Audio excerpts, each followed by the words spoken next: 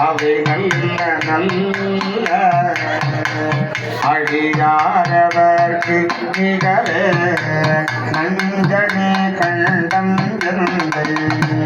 மடவாழ்தனோடும் இடையேறும் நங்கள் பரவன் குஞ்சுருள் வள்ளி குன்றே முடிமேலணிந்து உடமே புகுந்த அதனால் செஞ்சின அவுடரோடும் உருமிடியும் என்னும் மிகையான பூதம் அவையும் அஞ்சிடும் நல்ல நல்ல அவை நல்ல நல்ல